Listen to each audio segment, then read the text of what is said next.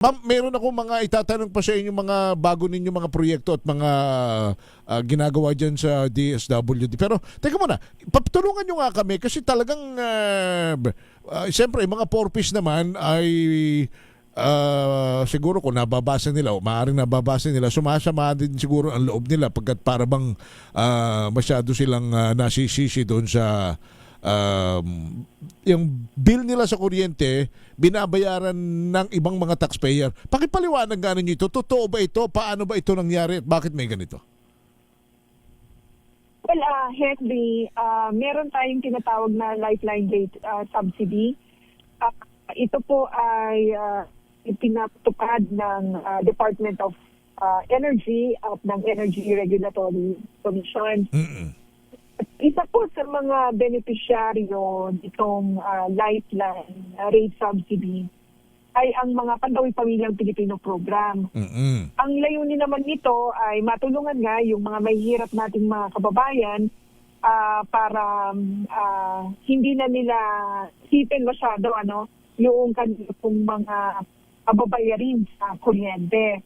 At yung conditional cash grant na tinatanggap nila ay gamit para sa mga pangangailangan ng kanilang mga anak, particularly on education and health. Apo. So, aside from the purpose, of course, may mga ibang mga sektor, kagaya ng mga elderly people, yan, sila rin yung mga benefit from this energy lifeline rate subsidy. Opo. Yung lifeline rate na yon ay nakakabit na sa buwan ng bill na binabayaran ng mga Meralco consumers.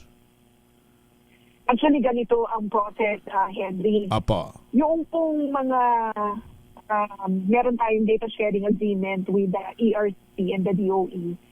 At ang ginagawa po dito, natutukoy nila kung sino yung mga 4-piece beneficiaries na ang konsumo ay hindi hihigit sa 50 kilowatt per hour per month.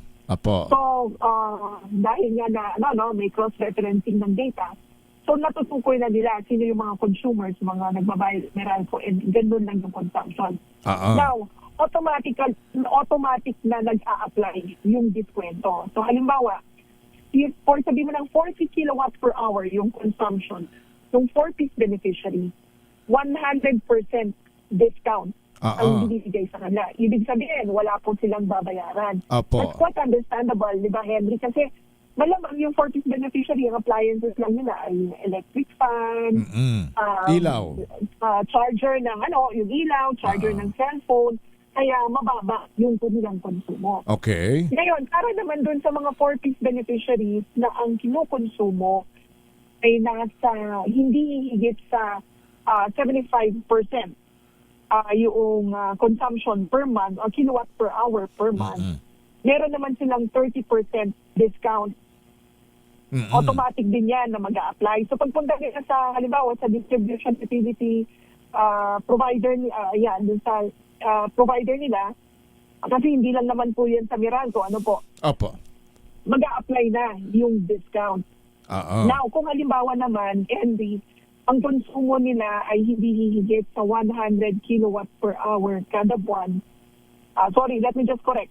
51 to 70 kilowatt per hour, 35% discount. Okay. Ngayon, kung ang konsumo ay nasa pagitan ng 71 to 100 kilowatt per hour, 20% discount. Okay. So kapag nagpunta sila at magbabayad ng kanilang bill, naka-apply na po iyan, yung diskwento because of that system that we initiated with DOE and the ERC.